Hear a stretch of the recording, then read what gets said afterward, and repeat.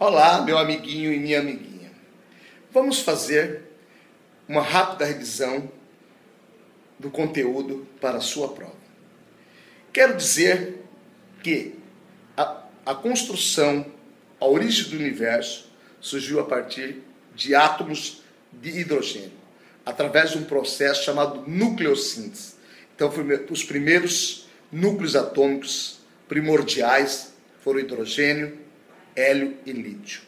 Então, se nós compararmos o universo como um todo, 74% do universo são compostos por esses elementos químicos, por esses átomos que deram origem ao universo. E dentro desse contexto do universo, meus amiguinhos e minha amiguinha, surge o planeta Terra. Então, o planeta Terra, nos seus primórdios, era uma bola de fogo, né, formado principalmente por esses elementos químicos, que eram rochas que ficavam derretendo devido à grande intensidade de erupções vulcânicas e grande intensidade de raio ultravioleta. Então, essa Terra levou alguns bilhões de anos para que ocorresse o resfriamento. Então, a partir do resfriamento, formaram os continentes, formaram os mares, né? E dentro desses mares surgiram certamente os primeiros seres vivos. Esses primeiros seres vivos, com certeza, eram extremamente simples. A partir de então, surgiram ideias para explicar a origem dos primeiros seres vivos. Até então, até o século XVI, acreditava piamente no criacionismo, que Deus criou Adão e Eva, eles foram expulsos do paraíso e aí ocorreu toda a formação dos seres vivos. Mas alguns filósofos, padres da época, discordavam e começaram a criar teorias, experiências para explicar a origem do primeiro ser vivo. Então surgiu a teoria da abiogênese, quer dizer não, que a vida surge espontaneamente, que a vida surge da matéria inanimada, que a vida surge da matéria morta. Então quem foram os principais defensores? Os principais defensores, isso não quer dizer que tinham vários defensores, né? Como Descartes, René Descartes, Buffon, mas os principais foram Aristóteles, von Helmont e Nietzsche, os principais defensores da biogênese. Eles acreditavam, meus amiguinhos e minhas amiguinhas, no princípio ativo, na força vital, que o princípio ativo que determinava a formação de um novo ser vivo.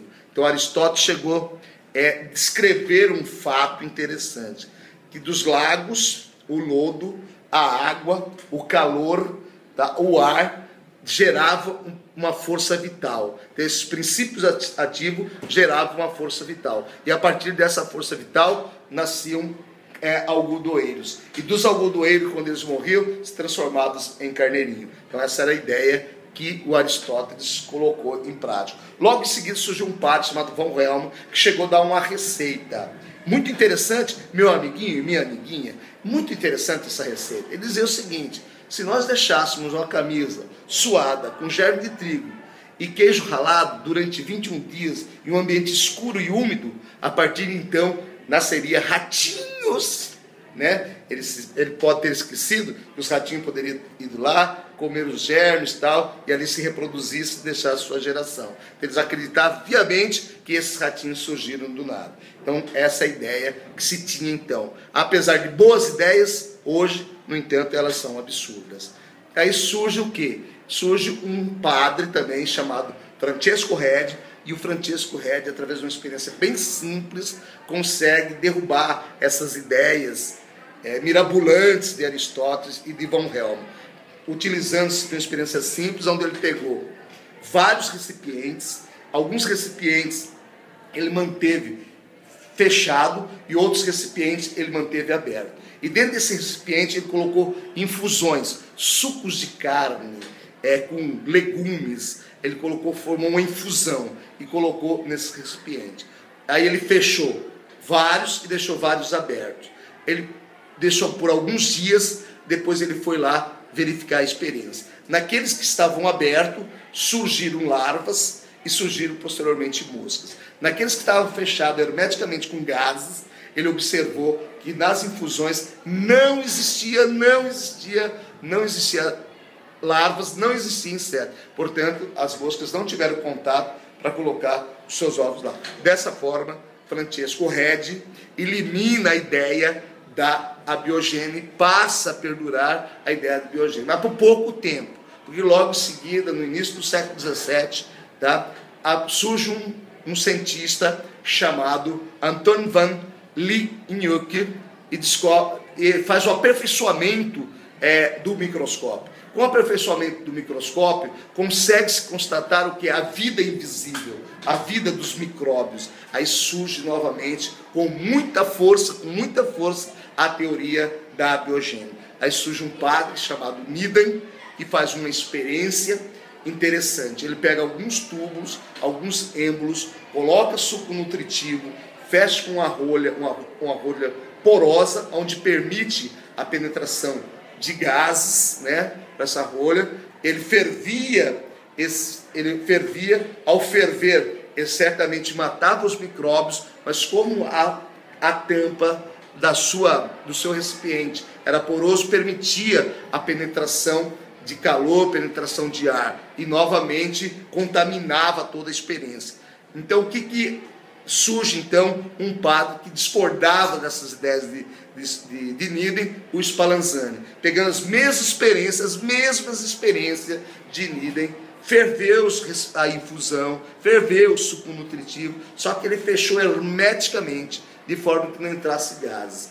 Então, com certeza, quando ele observava as infusões, não existia micro-organismo. Mas Needham o acusou, meus amiguinhos e minhas amiguinhas, dele ter destruído o princípio ativo, a força vital. Consequentemente, a teoria da abiogênese continua a prevalecer até no início do século XIX. Inclusive, até hoje, muitas pessoas acreditam ainda na teoria da abiogênese. Até que surge uma ideia brilhante de um alquimista, tá? um biólogo chamado Louis Pasteur. Então, Louis Pasteur, inclusive leite pasteurizado, vem do nome desse indivíduo. Ele cria uma experiência fantástica. Inicialmente, ele cria que ele vai para o Alpes suíço, leva 20 frascos com infusões, chegando lá, apenas um frasco contaminou, enquanto que aqui embaixo todos os frascos seriam contaminados. Então ele percebeu que em baixa temperatura os micro-organismos também atuam em menor quantidade. Daí surge, devido a essa experiência, a ideia de preservar os alimentos em material congelado, em material gelado. Surge a ideia então da geladeira. Posteriormente, essa ideia ainda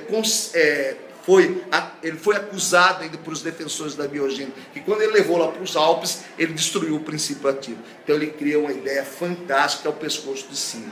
Ele pega 3 tubos, num desses tubos ele aquece e cria uma curvatura que ele denominou de pescoço de cima. Na primeira, ele deixa ser um pescoço aberto.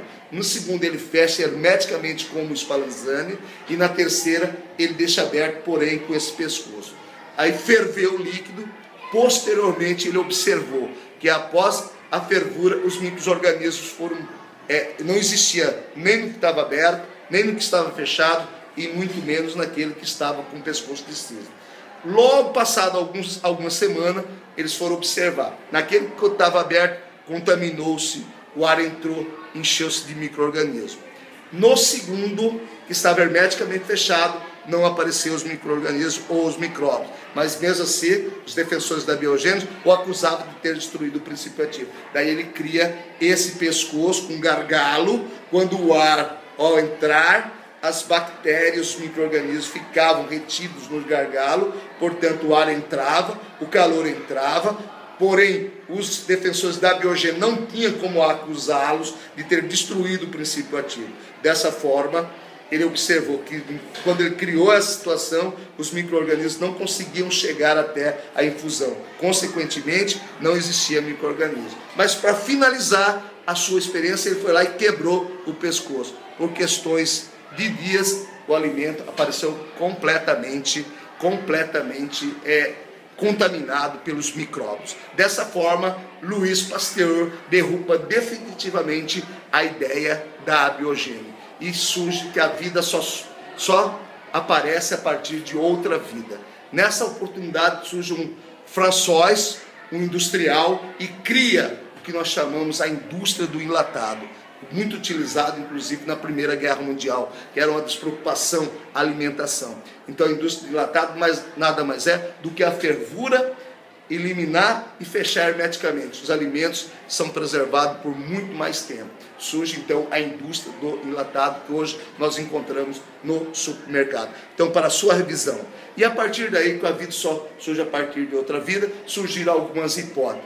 Panspermismo, alguns cientistas acreditam que a vida surgiu no universo, a evolução gradual química, a hipótese heterotrófica, a hipótese autotrófica, a ideia de Oparin, a ideia de Miller, a ideia de Fox e a geração de energia. Onde nós temos a fermentação, a fotossíntese e a respiração. É isso aí, galera. Um abraço, muito obrigado. Galerinha animada. Tchau!